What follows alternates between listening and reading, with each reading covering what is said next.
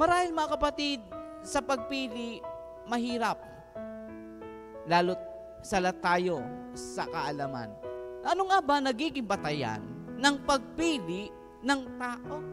Ano nga ba ang ginagawa natin bago tayo pumili ng isang leader? Every decision that you made, samahan mo ng panalangin.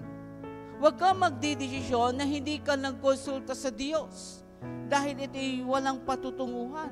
Si Jesus nga di ba sinabi, nanalangin sa mataas na burol bago niya pinili ang 12. Ngayon, pumipili tayo base sa magkano ang ibinigay. Pumipili tayo saan? Kung saan ang marami. Pumipili tayo ng leader saan?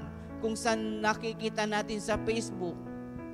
Pumipili kayo ng leader sa pamagitan ng kung ano ang kapitbahay, doon kami. Wala kayong barugtog na damdamin sa pamagitan ng pagpili. Kaya nga bigyan ka lamang ng 300, 500, pipiliin mo na siya.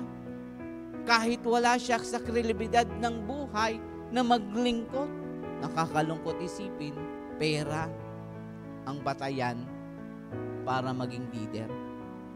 Wala na yung talino, wala na yung pusong ng tao upang sundin ang kanyang kalooban sa tamang pagpili.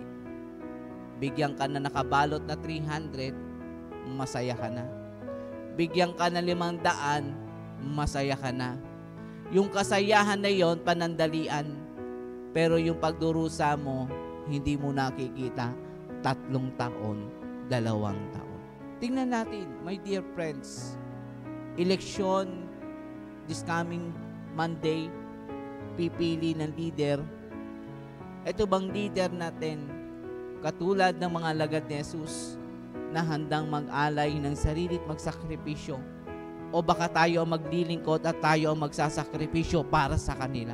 Bago kayo pumunta sa voting area, umasa kayo o lugawan nyo muna ng panalangin.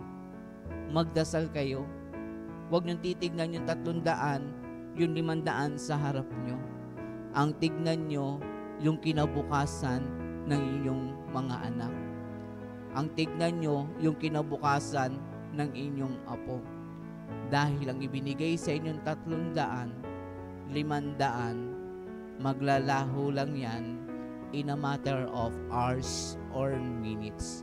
Pero yung dignidad ng isang tao para mabuhay, kailanman hindi ito kayang bayaran ninuman. Si Jesus, be brave. Sabi sa atin ni Jesus, sa bawat na desisyon na iyong gagawin, huwag mong kakalimutan magdasal. Dahil sa panalangin, sa pagdarasal, ituturo ng Diyos sa iyo ang tamang leader na magtutuwid sa landas ng iyong buhay. Huwag mong babasta-bastahin dahil hindi basta-basta ang paglilingkod.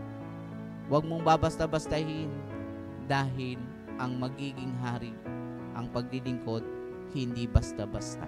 If we know how to pray, palalimin pa natin ang ating pananalangin. Sa pagpapili ng magiging tunay na hari na maglilingkod sa atin, huwag mong ibase kung nasa ng maingay. Ibase mo sa ingay ng puso mo na pinipili upang maging tapat na lingkod ng bayan ng Diyos. Amen.